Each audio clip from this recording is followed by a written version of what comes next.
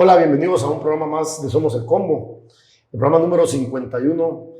Este programa que conducimos junto a mi colega Sonny Figueroa, donde hacemos análisis, entrevistamos y además presentamos investigaciones periodísticas que publicamos en Vox Populi. Esta noche ha llegado a los estudios de Más TV Fernando Solís, del Observador. ¿Qué es el Observador? El Observador es una iniciativa de análisis alternativo sobre temas económicos y políticos.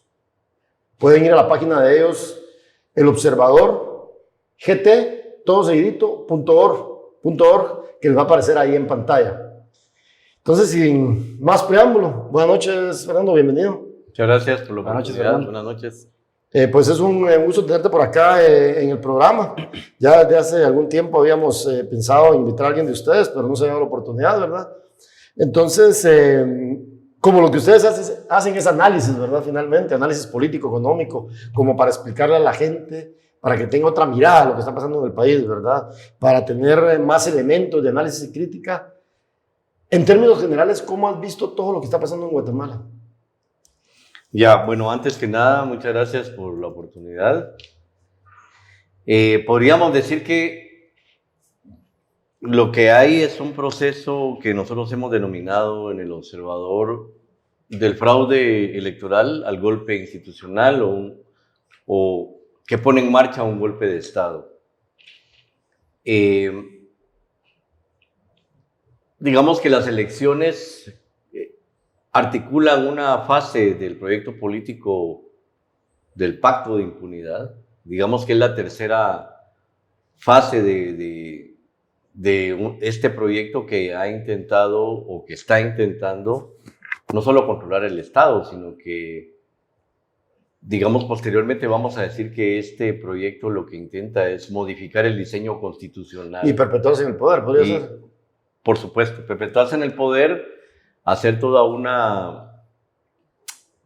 modificar el diseño constitucional en función de sus intereses, y no en función, digamos, de consolidar la transición a la democracia. Y digamos, cuando uno escucha la palabra golpe en un país con una historia oscura, una historia negra, ¿verdad? Ustedes, al final de cuentas, cuando uno escucha la palabra golpe, como que da un poquito de temor, ¿verdad? ¿No es muy fuerte decir esto? No, pues creemos que hay un golpe en marcha, un golpe que se ha denominado como un golpe jurídico, un golpe técnico. Nosotros le llamamos que hay un golpe de Estado en función de que lo que se trastoca es, o lo que se violenta es el propio andamiaje normativo, el propio andamiaje de leyes, el propio andamiaje de todas las instituciones, para violentando la ley, pero para crear de facto, si se puede decir así, jurídicamente una serie de medidas legales que lo que hacen es ejecutar toda una serie de medidas a partir de una ilegalidad manifiesta. Claro. Esto lo que hace es que invalida la normativa jurídica, aunque yo no soy abogado, pero invalida el propio modelo de leyes y genera de facto una jurisprudencia, por así decirlo, un grupo de medidas que están violentando el mismo modelo de democracia que fue inaugurado en 1986 de manera formal. No se había vivido así un golpe, que obviamente no es un golpe al estilo clásico, en el sentido de que van a salir los militares con las tanquetas, y con las tanquetas. Posiblemente los militares sean utilizados si en algún momento esto llega a, digamos, si la ciudadanía o la población se organiza y se genera, que yo en el fondo creo que ese es uno de los objetivos que han estado buscando, que se genere una especie de caos para justificar la salida del ejército o la salida de las Fuerzas Armadas. Pero ¿por qué llamamos que hay un golpe? Porque definitivamente lo que se está trastocando no solo son las instituciones que supuestamente son las instituciones que sostienen el modelo de democracia, sino que también están yendo contra el propio andamiaje constitucional que está en vigencia. Cuando se hace eso y se invalida legalmente, pero bajo una serie de medidas de facto, lo que dice la Constitución o lo que dicen las normas, en este caso lo que dice la ley electoral y de partidos políticos, lo que tenemos enfrente es un golpe al modelo de democracia establecido. Y digamos, si uno hace un análisis a tu criterio o al criterio, digamos, de los análisis que ustedes han hecho, ¿cuáles son los sectores más visibles de esta situación? Pues diríamos, ¿Quiénes? diríamos que hay 3 niveles. Pues antes de eso, yo solo quisiera, digamos, decir que el golpe no comienza, digamos que el fraude no comienza el día de las elecciones. Claro, es algo que se viene fraguando. Es un proceso que se viene articulando a partir de diversas medidas. Como no pueden, digamos, como los elementos, los resultados electorales, pues sorprenden a todo el mundo.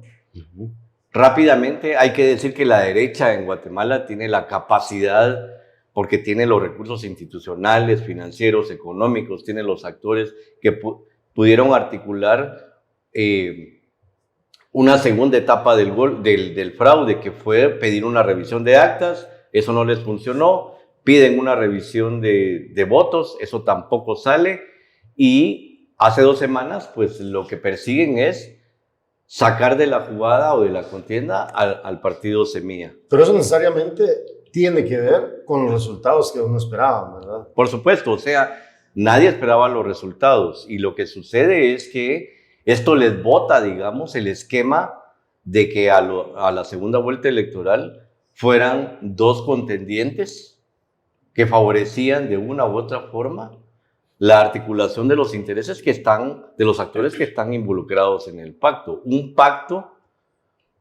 que no es un pacto homogéneo, eso hay que entenderlo, es un pacto que es altamente heterogéneo, pero que en algunas semanas o posiblemente a partir de los resultados empezó como a haber desavenencias en ese pacto. Claro. Ya había habido desavenencias en el pacto a partir de las sanciones que Estados Unidos había puesto, digamos, fundamentalmente algunos empresarios que hoy aparecen en la lista Engel. Claro. Y esto genera, digamos, resquemores dentro del pacto de seguir diciendo, bueno, si seguimos con esto, nosotros mismos vamos a salir afectados. Sí, de hecho yo estaba buscando un comunicado que sacó el propio gobierno donde negando, digamos, su participación en ciertas acciones, ¿verdad? ¿Te recuerdas de ese comunicado? O sea, hace algunos días.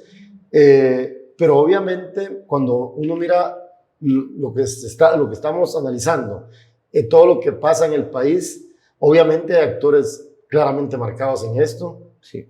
Que están atrás de todo esto.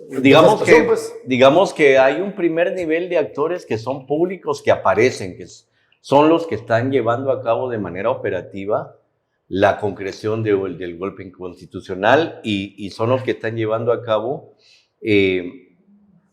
todo este andamiaje para poder sacar a Semilla o para poder delegitimar los resultados electorales.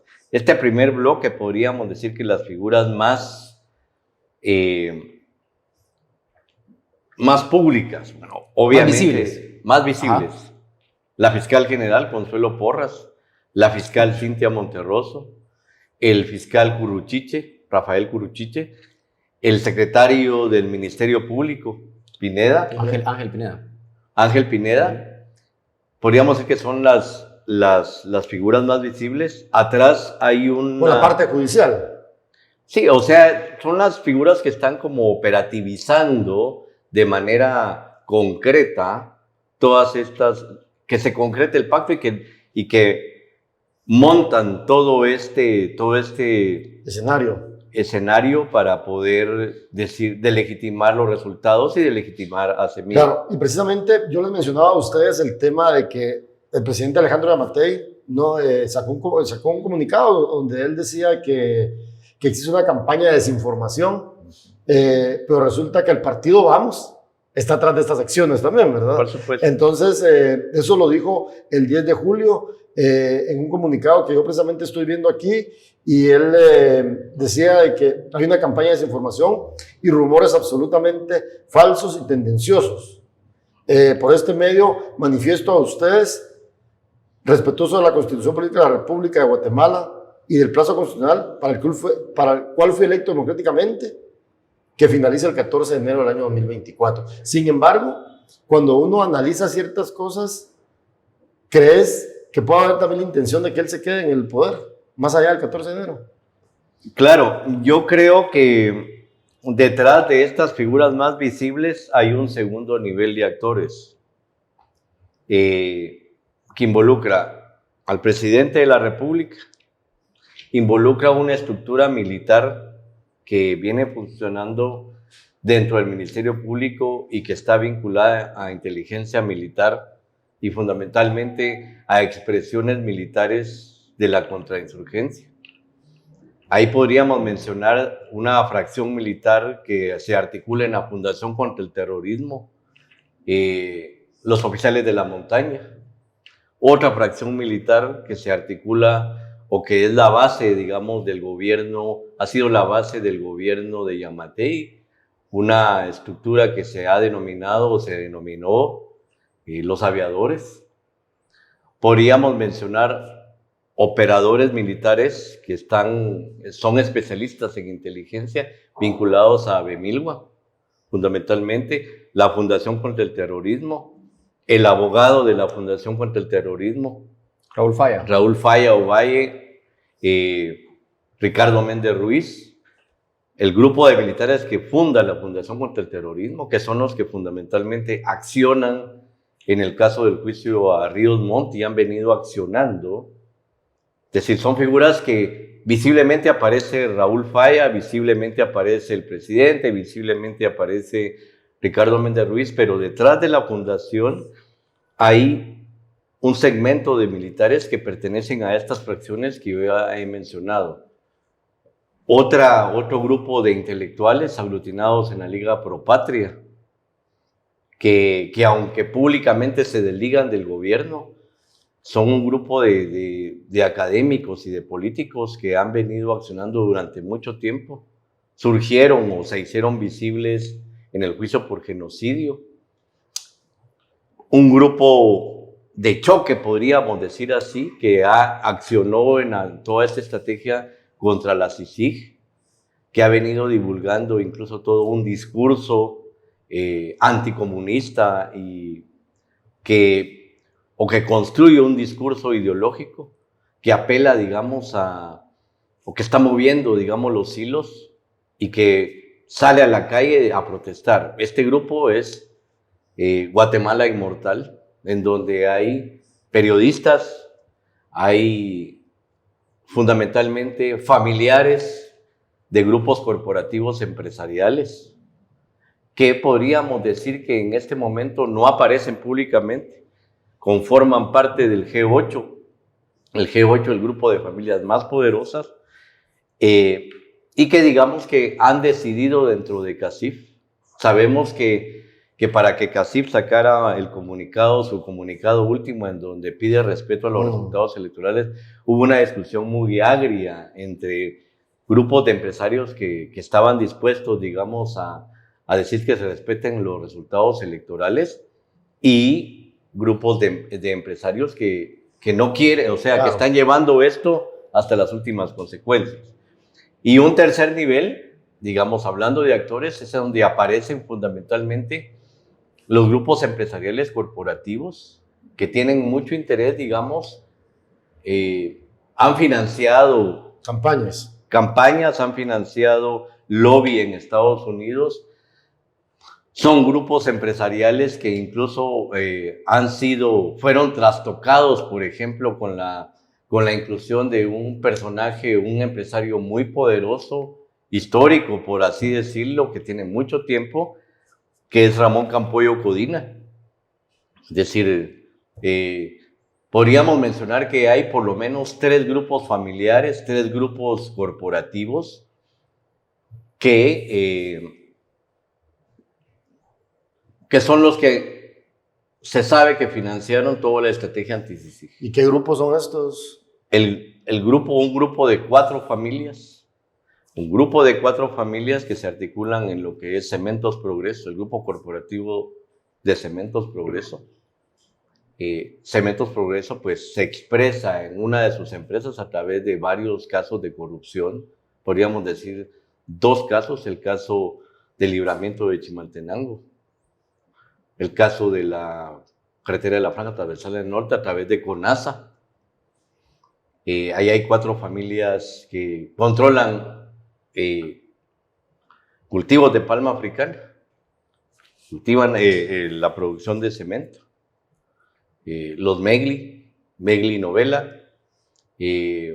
los Torreviarte. Fundamentalmente estamos hablando también de los Dorion Berger y familias como, por ejemplo, que tienen mucha vinculación con grupos como los Campoyo Codina, que son azucareros, que controlan el negocio de la electricidad.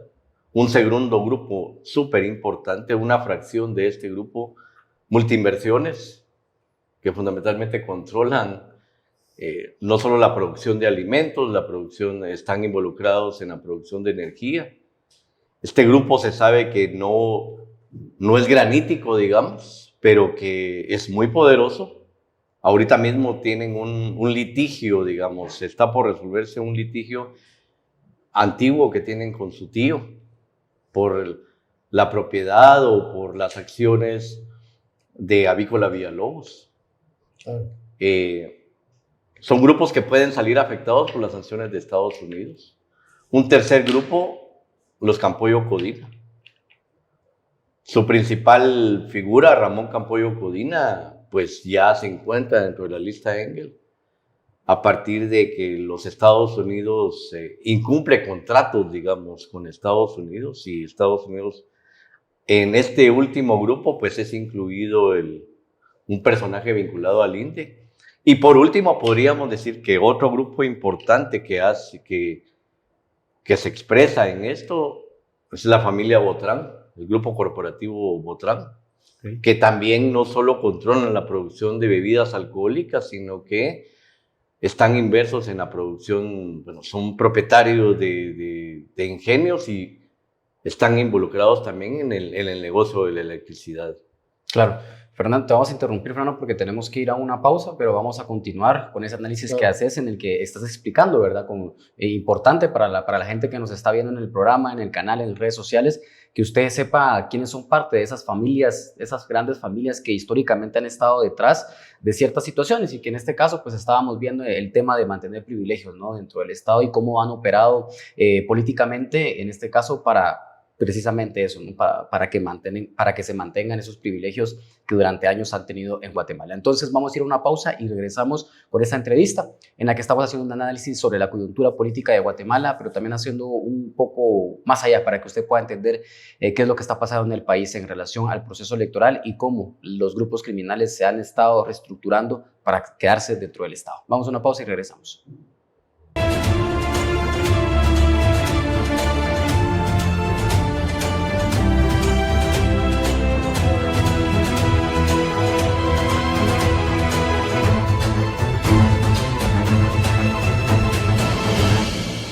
Gracias por continuar en el programa Somos el Combo. Dejen sus comentarios ahí en redes sociales. Díganos qué les parece el programa. Ahí abajito le va a aparecer Marvin del Cid y Sonny Figueroa. Esta noche entrevistamos en Más TV a Fernando Solís del Observador. El Observador es una organización que hace análisis de coyuntura sobre temas económicos y políticos. Y precisamente de ello discutimos esta noche, ¿verdad? Porque el programa Somos el Combo es también un programa de análisis. Hablabas en el primer bloque, Fernando, de cómo se han ido articulando ciertas acciones para llegar a la crisis en la que vivimos actualmente, en la crisis dentro del contexto electoral. Obviamente son acciones que no son del día de las elecciones ni que son de la semana pasada. Son procesos que se han venido a lo largo de años, meses, para llegar hasta donde estamos en este momento, ¿verdad? Exacto. ¿Sonny? Sí. Y precisamente en relación a ese tema, Fernando, te quería preguntar, en esos análisis que se realizan desde el Observador, ustedes hablan sobre un pacto de impunidad y corrupción. Entonces, para que nos puedas hablar sobre eso, ¿a qué se refieren de ese pacto de impunidad y corrupción y quiénes lo integran? ¿Y desde cuándo empieza a formarse? El pacto es un aglutinamiento de actores heterogéneos, que se puede ubicar su surgimiento oficialmente en el 2016, en donde se agregan objetivos a todo este proyecto o toda esta estrategia que inicia alrededor del 2010-2011, cuando el Partido Patriota gana las elecciones del 2011 para asumir el gobierno. Al mismo tiempo, Efraín Ríos Montt deja de ser el presidente del Congreso de la República. Oficialmente ahí es donde desaparece el FRG. El FRG ya no va más, claro. Años después el FRG pues es cancelado y toda la cuestión, pero recordemos que 2 años después va a surgir el juicio, se va a consolidar el juicio por genocidio. Al mismo tiempo, en el 2010-2011, surge la Fundación contra el Terrorismo. Un grupo de militares que fundamentalmente se aglutinan en lo que se conoció como los oficiales de la montaña. El grupo de militares que en 2 oportunidades intenta dar golpe de Estado al gobierno de la democracia cristiana, 88 y 89. A la par hay un grupo de civiles, de políticos civiles, anticomunistas todos, que eso genera una especie no de cisma, pero sí genera reacomodo dentro del ejército en ese momento, que eran oficiales considerados oficiales de campo y que lo que hicieron fue intentar botar el proceso de negociaciones con URNG. La fundación surge en ese momento y recordemos que surge primero levantando 2 denuncias contra personas que ha señalado a guerrilleros. Una de esas denuncias se reactiva recientemente. Y Ricardo Méndez Ruiz establece una denuncia por su secuestro y acusa a un grupo de personas, algunas de ellas o varias de ellas, miembros de ONG de derechos humanos, de ser parte de la estructura que los secuestra. ¿Y qué tanta influencia tiene, digamos, hablar, digamos, de gente vinculada al ejército por un lado y por el otro lado la Fundación contra el Terrorismo, donde convergen una serie de actores, ¿verdad? ¿Qué tanta influencia puede tener la Fundación contra el Terrorismo en todo lo que está pasando? Es que, digamos que lo que quería llegar es que el Patriota no solo fue un partido que aglutina una estructura criminal que va a ser develada por la CICIG y que se organizó, como dijo Iván Velázquez en algún momento, y que se organizó para saquear al Estado. El Patriota es el partido que logra aglutinar en su seno a la serie de fracciones militares que tuvieron mucha influencia durante la guerra y muchas que quedaron intactas con los acuerdos de paz y que la justicia transicional empezó a alcanzar años después de la firma de los acuerdos de paz. Una de esas fracciones es los oficiales de la montaña, pero los oficiales de la montaña no solo es un grupo de militares que se articula en estamentos de seguridad de la institucionalidad pública, sino que fundamentalmente también hace alianzas con uno de los principales grupos académicos, ideológicos, históricos anticomunistas, que han estado en partidos. Me estoy refiriendo a este estamento de académicos y de políticos que se aglutinaron, que fueron fundadores muchos, en la Universidad Francisco Marroquín, y que son ideólogos, digamos, del neoliberalismo, o que en algún momento hicieron alianza con los militares y que estaban detrás de los militares y que hacían todo el trabajo ideológico, han hecho el trabajo ideológico para que este proyecto avance. Esa estrategia inicialmente tiene 2 grandes objetivos. Uno es traerse abajo todos los procesos de justicia transicional en donde fundamentalmente hay militares del alto mando involucrados. 2, neutralizar las resistencias comunitarias o cualquier tipo de resistencia social frente a las inversiones que articulan, que integran el modelo de acumulación, hidroeléctricas, palma africana, minería, grandes obras de infraestructura. Esos negocios del Estado son los que fundamentalmente empieza a investigar la CICIG. Si nos damos cuenta, los principales casos de corrupción de alto impacto tienen que ver con concesiones en inversiones o en negocios del Estado, en donde aparecen fundamentalmente las familias o los grupos corporativos que mencionabas en el primer bloque, más poderosos, digamos, lo que se ha llamado el G8. El G8. Y, digamos, luego del encarcelamiento de Otto Pérez Molina y de las jornadas de 2015, esta estrategia logra rearticularse. ¿Cómo se logra rearticular? 1, con la llegada de Jimmy Morales. 2, con el surgimiento del pacto. Pero 3, agregándole un nuevo objetivo a la estrategia, que es traerse abajo todo el andamiaje anticorrupción conformado por la CICIG y conformado por la FESI. Desestructurar todo el aparato o todos los avances, digamos. Ahí es donde viene la toma del Ministerio Público, donde viene la toma de los aparatos de justicia, donde viene la salida de la CICIG, la expulsión de la CICIG. El gobierno de Jimmy contribuye mucho a eso. Y digamos que ahí es donde se articula el pacto. El pacto es una conformación heterogénea en donde hay las 8 familias, o 9, 10, que articulan el G8, que son las familias corporativas más poderosas del país. Controlan el 85 o 90% de las transacciones económicas de Guatemala. Comercio, inversiones en hidroeléctricas, inversiones en palma africana, minería, etc. Fracciones militares, por lo menos podríamos mencionar 3 o 4.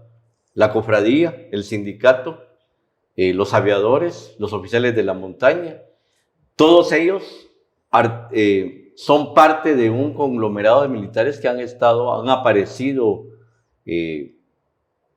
digamos que se funda en 1995, pero que aparece articulado a través de la Asociación de Veteranos Militares de Guatemala, AVEMILGUA.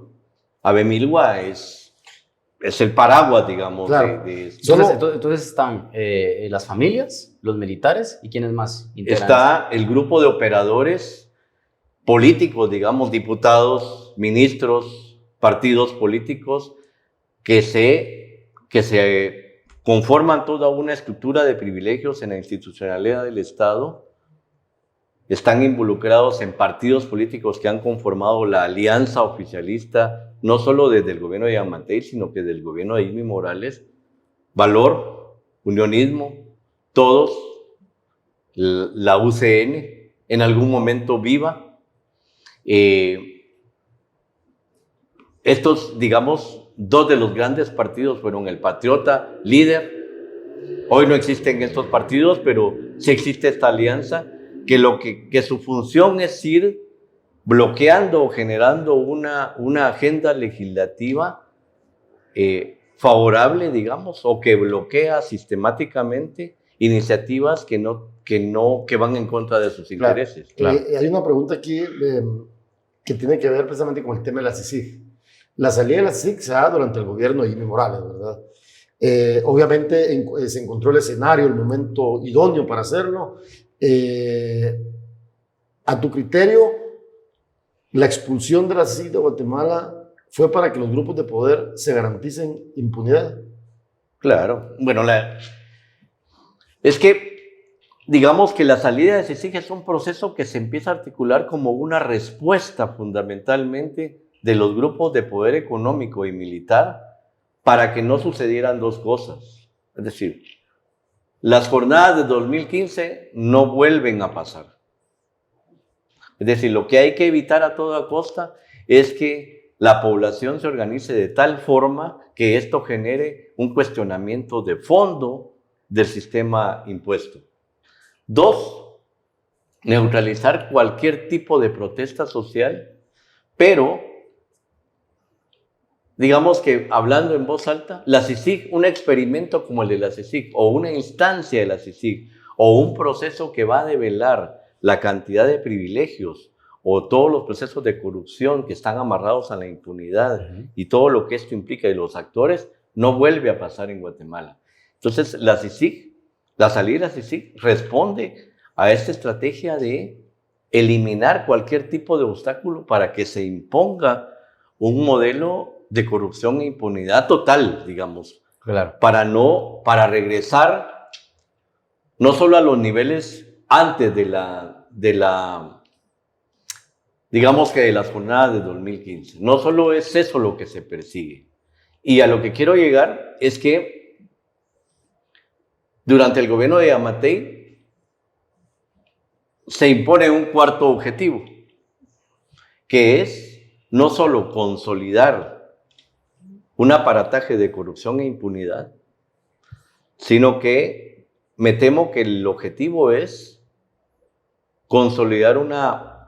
llevar a cabo una reforma del sistema político electoral, del sistema político constitucional, que permita legalmente que se pueda instaurar un régimen autoritario sin ningún tipo de... Pero para hacer eso no es fácil, ¿verdad? Hay que hacer muchas cosas para llegar a esos escenarios que estás planteando. Es que mira, lo que hay que ver es que si sumas los diputados que gana Vamos y sumas los diputados que gana la UNE y le sumas otros diputados o sea que lo que me estás diciendo, lo que estás explicando, trato de entenderlo de esta forma, es algo que se va a dar en la próxima legislatura. ¿A eso te referís? O sea, lo que estamos viendo precisamente al día de hoy es la conformación o la apertura del camino de un sendero que va a llevar a eso. Digamos, supongamos que Semilla, que logran anular la candidatura que anulan al partido. Sí. Bueno, gana Bernardo Arévalo. Pero la automática anulación del partido lo que hace es que los diputados de Semilla no tendrían paraguas institucional que los ampare, es decir, no existiría Semilla. Pero Semilla apenas tiene 23 diputados. Si sumas los diputados de Vamos y sumas los diputados de la UNE, más o menos estamos hablando de 75 diputados. Necesitan 6, 7 diputados más que fácilmente los completan con valor para llegar para conformar. Va a ser la mayoría simple. Sí, entonces, si asumimos que el Congreso de la República es el polo central en donde se articula o se operativiza todo el andamiaje para poder modificar la Constitución o poder introducir medidas de orden constitucional o poder hacer una reforma, pues ahí tenés a un Congreso que no solo funciona, ha estado funcionando estos dos gobiernos de cara a eso, sino que tendrías un tercer Congreso que se antepone a un gobierno como el de Bernardo Arévalo. Claro. Es decir, Bernardo Arévalo, si lo dejan gobernar o sin partido, pero si lo dejan gobernar, está sometido a un contexto en donde tiene enfrente a un Congreso que fundamentalmente le va a vetar todo. Si asumimos que después del 20 hay dos elementos importantes, primero viene la aprobación del presupuesto del próximo año. Sí. Si ganara Bernardo Arévalo, va a tener que gobernar con un presupuesto que le ha puesto muchas limitaciones. Segundo, se está hablando de que es posible que de manera express elijan a una nueva Corte Suprema de Justicia. Porque el periodo, este primer periodo de facto se cumple en octubre. ¿Qué pasaría si el Congreso, en donde hay mayoría ahorita, legitima una nueva Corte Suprema de Justicia que igual que la que está presente, es proclive a estos intereses? Tenés un escenario en donde el que llegue a gobernar, en este caso Bernardo Arévalo, si ganara la UNE, pensamos de que no va a pasar nada de esto, porque la UNE está metida dentro del pacto, está metida, o por lo menos es un partido que en este momento se articula de cara a esos intereses. Es decir, hasta ahorita Sandra Torres no ha dicho absolutamente nada, la UNE no ha dicho absolutamente nada, y todo pareciera indicar que la estrategia es desgastar de tal forma al partido que quedó en segundo lugar para la segunda vuelta y generar un ambiente de miedo, de terror. El partido que pasó a la segunda vuelta. Sí, o sea, todo parece indicar que es desgastar a Semilla y ponerle cortapisas, digamos, para que haya una campaña electoral sin mayores contratiempos. Y si esto no se logra, pues si Semilla ganara la segunda vuelta, Semilla no la va a tener fácil, digamos. Claro. El panorama o el escenario que se le abre es un escenario muy complicado, en donde tiene prácticamente todo el aparataje institucional en su contra. Claro. El Congreso, la Corte Suprema de Justicia, la Corte de Constitucionalidad. Sí, lo que sucede es de que los escenarios que planteas son bastante complejos, ¿verdad? Por lo que puede pasar, sobre todo en el Congreso de la República, porque se supone que, digamos, en el Congreso convergen las principales fuerzas políticas del país, ¿verdad? Los principales partidos políticos, es donde se debería generar un debate más amplio y todo, pero con los escenarios, de acuerdo con tu análisis que planteas, se vienen tiempos bien complicados para el país, ¿no? Claro, por supuesto. La verdad que va a ser, este Congreso tiene diferentes características. Hay un montón de partidos políticos representados en el Congreso, en donde el actual oficialismo es el que va a llevar la mayoría, digamos, ¿verdad? Entonces, al final, eso pone parte de los escenarios que planteas, Fernando, que digamos que pueden darse. ¿Por qué? Porque el control, digamos, por así decirlo, del Congreso lo va a tener el partido oficial actual. Entonces, al final, y no van a querer soltar ese control. Es que digamos, el pacto de impunidad y corrupción tiene el control del Congreso ahorita y lo va a tener, bueno, lo tuvo durante el gobierno de Jimmy, lo tuvo la alianza, tuvo el control de la agenda y lo que se aprobaba y la dinámica del Congreso durante este gobierno. Y yo no veo que vaya a haber un Congreso totalmente distinto, con una dinámica distinta, menos en esta coyuntura para el próximo periodo legislativo. Pero el 95, ¿qué porcentaje de diputados se reeligieron? ¿Te recuerdas ese dato o no? Son como 95 diputados los que no se reeligieron. Sí, pues, o sea que la mayoría de diputados que van a asumir en la próxima legislatura, a partir del 14 de enero del año 2024, son nuevos. Sí, pero representan a los mismos partidos, pues es que ahí se entiende, ¿verdad? Muchos son nuevos, pero nuevos en ese cargo, pero han ocupado cargos ya. Sí, por supuesto. Pero bueno, vamos a dar una pausa y vamos a continuar discutiendo aquí con Fernando, con Marvin, en relación a la situación política que actualmente está pasando el país en relación al proceso electoral. Tantas dudas que hay sobre el tema, acciones que están interponiendo para que no se realice la segunda vuelta electoral, así lo han hecho varios partidos políticos a la fecha, y también el actuar del Ministerio Público en relación a esta persecución en contra del partido político Semilla. Vamos a una pausa y regresamos.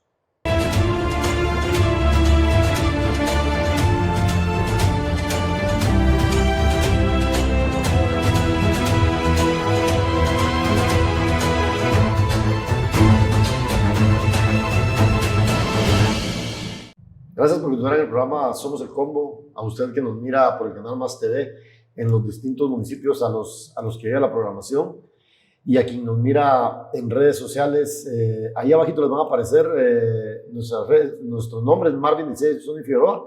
Nos pueden buscar en TikTok, Facebook, Instagram. ¿Ahora lo tenemos? TikTok, Facebook, Instagram, YouTube, Twitter, YouTube, ajá. Y YouTube pueden seguir el canal de Somos el Combo. Suscríbase para estar pendiente del programa todos los jueves a las 7 de la noche. Hoy nos acompaña aquí en el estudio de Más TV Fernando Solís, de El Observador, que es una organización que se dedica a hacer análisis sobre temas políticos y económicos, sobre todo, ¿verdad? Pueden también ingresar a la página del Observador, elobservadorgt.org, y ahí pueden encontrar diferentes análisis que hacen sobre coyuntura y, como les decía, temas políticos y económicos. Hemos hablado a lo largo de los primeros 2 bloques sobre la situación política del país y todo lo que está sucediendo en torno al proceso electoral. Incluso Fernando nos hablaba de posibles escenarios en el próximo Congreso, ¿verdad? Escenarios bastante complejos. ¿Por qué? Porque obviamente quienes van a tener el control del Congreso son los mismos que quieren evitar que se realice una segunda vuelta electoral. Tan aterrador es el tema del Congreso. Digamos que un escenario es que, dada la resolución última de la Corte de Constitucionalidad, no es suspendido Semilla, la segunda vuelta electoral se lleva a cabo, pero si se concretan, digamos que yo no soy abogado, pero se lee en la resolución o en el comunicado de la Corte de Constitucionalidad que no se puede suspender al partido, por lo menos en este momento. Sí se puede cuando pase el proceso electoral. La segunda vuelta electoral va en camino, pero se deja abierta, por decirlo así, se le da carta libre a lo que el Ministerio Público ha estado diciendo, porque la Corte no invalida todo el proceso de investigación penal que está haciendo el Ministerio Público. Obviamente hay un montaje, digamos, porque antes de la primera vuelta no salió a luz este caso. Sale a luz este caso. O antes, pues. O antes. Ajá. Sí, antes. Incluso esto hubiera invalidado la participación de Semilla si el Ministerio Público hubiera accionado. ¿Ya? No lo vieron venir. Es contradictorio que la investigación, este caso lo montan a partir de una misma denuncia que Semilla hace ante el Ministerio Público. Es decir, sobre esto se monta el Ministerio Público para revertir o para invertir el proceso contra Semilla. Surge después de los resultados electorales. ¿Por qué? Porque no preveían que Semilla llegara a la segunda vuelta. Claro, fue una cosa que sorprendió a todos. Sorpresiva. Claro. Arman un plan B y un plan C que lleva a esto que hay violentando. Un elemento importante es que están violentando el mismo andamiaje jurídico que ellos mismos han conformado o que forma la base de este modelo de democracia.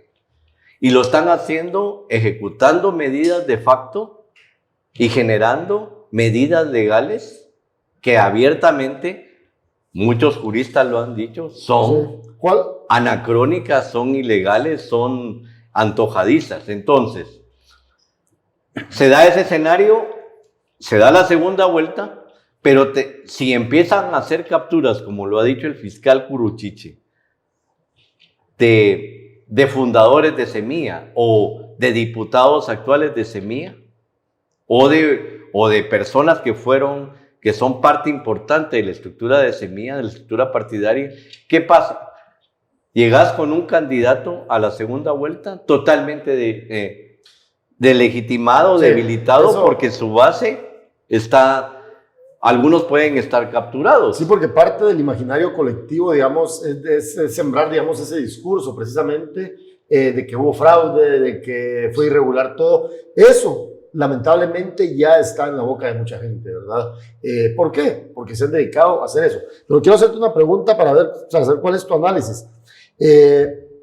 La pregunta va en 2 días. Primero, ¿qué deberían de hacer los ciudadanos y ciudadanas frente a este embate, ¿verdad? Frente a todo lo que está pasando. Y segundo, ¿qué tan importante es, Fernando, que el Departamento de Estado de los Estados Unidos haya incluido en la lista Engel recientemente, la semana pasada, a varias personas? Y menciono los nombres aquí. A Cintia Delmira Monterroso Gómez, actual fiscal del Ministerio Público, que ya la mencionaste. De la FESI. De la FESI, del Ministerio Público. Edgar Humberto Navarro Castro, expresidente del mercado mayorista de energía de Guatemala, que es parte de lo que has mencionado, ¿verdad? De estos grupos, cómo convergen. También está Edgar Humberto Navarro, no sé si ya lo mencioné, está Freddy Raúl Orellana Letona, actual juez, Que es el que firmó las órdenes en contra de para Semilla. desaparecer a Semilla. Ajá. Está Henry Rocael Reyes Mazariegos, el exministro de Gobernación Vamos, de Yamatei. de Alejandro Yamatei. Está Joviel Acevedo, de quien hemos hablado aquí muchas veces con los candidatos. En esa silla donde estás, ahí han estado varios candidatos y candidatas a la presidencia. También está Jimmy Rodolfo Bremer Ramírez, otro juez, ¿verdad? Otro juez. Acusado de socavar procesos democráticos. Está Lester Castellano Ruedas. Aquí llama mucho la atención porque Lester es el relator guatemalteco contra la tortura, ¿verdad? Ustedes, está incluido en una lista Angel por ser parte de actores corruptos. No lo digo yo, lo dice el Departamento de Y es el Estado. que denuncia a Virginia La Parra. Sí, ¿va? pero y también aparece Omar Ricardo Barrios Osorio, Ujú. actual presidente de la Junta Directiva de la Comisión Portuaria Nacional, un abogado bastante reconocido en este país. Y aparecen dos personajes, por ejemplo, Walter Mazariegos, ¿verdad ustedes? Que Walter Mazariegos gana la rectoría de la Universidad de San Carlos, producto de procesos completamente viciados. Y hay otro personaje muy interesante, que tal vez no es muy conocido, estimados televidentes, que es el señor Melvin Quijivix Vega. ¿Quién es Melvin Quijivix Vega? Melvin es un actor, es un actor político relevante para el presidente Alejandro Yamatei. Fue parte del centro de gobierno, es el presidente de la Junta Directiva, actual presidente del Instituto Nacional de Electrificación INDE, una de las empresas estatales con mayor solvencia económica y que por eso se ha convertido en un botín político, ¿verdad? Nosotros hemos escrito reportajes sobre el INDE. Entonces, Melvin Quijivix es un operador político, no solo del presidente, sino que además del pacto de corruptos, ¿verdad? Entonces, pero ¿a qué va todo este listado que yo mencioné? Tiene que ver precisamente qué deberían hacer los ciudadanos. Porque mucha gente dice, es un listado, ¿qué es el listado? Solamente les quitan la visa, hay que hacer acciones más concretas, ¿verdad? Europa se debería de meter también a esto y quitarle la visa a toda esta gente, según lo que han dicho muchas personas. ¿Qué papel debería jugar la ciudadanía? ¿Y es suficiente esto del Departamento de Estado? No, definitivamente no. Lo que hace el Departamento de Estado de Estados Unidos con la última inclusión en la lista Engel es tocar el otro nivel que ya hemos dicho aquí, digamos, el que no aparece de manera pública, pero que conforma parte de este grupo que ha venido operando a través del Ministerio Público. Bueno, Omar Barrio, recordemos que fue candidato a la Corte de Constitucionalidad, fue candidato al Ministerio Público en su momento. Ha sido el abogado muy vinculado a Leila Lemus.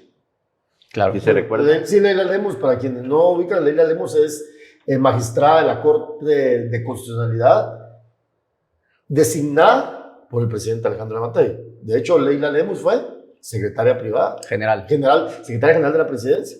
Al principio de este. Y Leila Lemus es una de las protectoras de Miguel Martínez, la pareja sentimental del presidente Alejandro Yamatei. Exacto. ¿Qué deberían de hacer? Bueno, o sea, el toque que da el Departamento de Estado es tocar, bueno, en las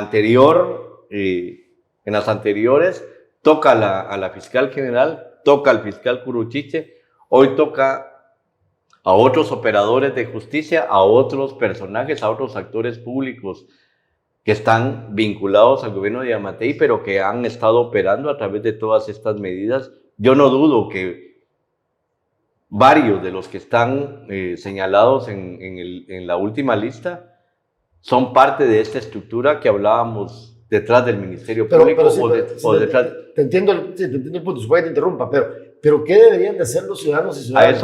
A eso voy. Okay. Esta estrategia persigue generar varios efectos. Uh-huh. Un efecto es generar miedo, generar terror, generar aquella sensación de que nos sentimos impotentes. Pero ojo, también persigue generar que haya un desborde social que a la larga permita justificar una intervención de las Fuerzas Armadas para controlar el caos que supuestamente se generaría. Es decir, ahí se ha dicho también... El caos que ellos mismos están provocando. Exacto, que hay que evitar no solo infiltración, sino que hay que evitar la provocación, porque lo que persigue esto es generar aquel dicho de en río revuelto ganancia de pescadores, es decir, se va a exacerbar tanto, digamos, posiblemente el descontento de la población que va a haber que la población debería de salir a las calles a defender el resultado electoral, pero la población debería de tener claro que no solo es el resultado electoral lo que está en juego, sino que es la estabilidad institucional, es decir, la posibilidad por lo menos de generar alguna institucionalidad básica que permita hacer valer derechos básicos constitucionales de las personas. Libertad de expresión, libertad de movilización, libertad de organización, en un ambiente que ellos quieren generar es que haya un desborde que no pueda ser controlado, que supuestamente no es controlado mediante mecanismos civiles. Sale el ejército toma el control y no es descabellado decir que el ejército se encargaría de que el nuevo gobierno, ante un vacío de poder, pueda seguir gobernando durante un tiempo X. Es decir, ¿qué debe de hacer la población? La población debe de defender no solo el resultado electoral, debe de condenar no solo lo que está pasando, sino que fundamentalmente debe de entender que si este frágil equilibrio institucional que hay en este momento se termina de romper, lo que viene va a ser peor. Lo que viene es un régimen autoritario en donde se eliminan garantías básicas. O sea, más o menos lo que pasó durante los gobiernos militares o durante lo que pasó durante un breve lapso con el Serranazo, en donde se impone un gobierno que ha venido generando que ha sido parte de la generación de todo este contexto, de toda esta situación, se impone y se declara como el gobierno que va a rescatar, digamos, o que va a mantener la estabilidad, pero sin garantías. Claro. Bueno, interesante el análisis. Recuérdense que esta noche hemos invitado a Fernando Solís para que haga un análisis sobre lo que está sucediendo en Guatemala, ¿verdad? Escenarios bastante complejos, actores involucrados en muchas cosas que nos dan para un programa de más tiempo, pero lamentablemente tenemos que cerrar el programa. Por supuesto, sí, y la verdad que me quedo con esto último que decía Fernando, que es muy importante que la ciudadanía, usted que nos está viendo, se involucre en lo que está pasando en el país y que defienda, como decía, no solo se trata de las elecciones, sino que se trata de defender al Estado como tal, no esa captura que existe dentro del Estado. Y no pensemos en que como ahorita no nos afecta, no nos tenemos que preocupar, sino que porque el problema va a ser que cuando ya le va a afectar, ya va a ser lamentablemente muy tarde, ¿verdad? Claro. Ajá, ¿por qué? Porque el poder no quiere dejar el poder, los actores criminales dentro del Estado, que en muchos casos están siendo liderados por Alejandro Yamatei, no quieren dejar ese poder dentro del Estado y van a hacer todo lo posible para quedarse ellos teniendo esos privilegios que han obtenido durante estos 4 años y otros actores más tiempo atrás. Rapidito porque estamos sobre el tema. Digamos que el gane de Semilla y la actual coyuntura de Semilla, no es que Semilla per se vaya a modificar todo, pero el gane de Semilla genera una coyuntura que abre posibilidades de generar cambios institucionales para ir avanzando, digamos, en otro orden de cosas de lo que ha estado pasando. Por supuesto, que ya no sea esa batuta, digamos, de corrupción e impunidad que en los últimos gobiernos nos la han establecido. Y pues bueno, este fue el programa de Somos el Combo. Estuvimos hablando con Fernando Solís de El Observador, una organización que se dedica a hacer análisis en relación a coyuntura política, pero también en temas económicos. Estuvimos hablando sobre el proceso electoral, lo que ha estado pasando en los últimos años en Guatemala y sobre un pacto de impunidad y corrupción que es integrado por empresarios, políticos, militares y otras estructuras más dentro del Estado que quieren mantener sus privilegios. Así que esto fue durante toda la noche, estuvimos hablando sobre el tema, lo agradecemos y recuerde que todos los jueves a las 7 de la noche, junto a Marvin del Cid, somos el Combo.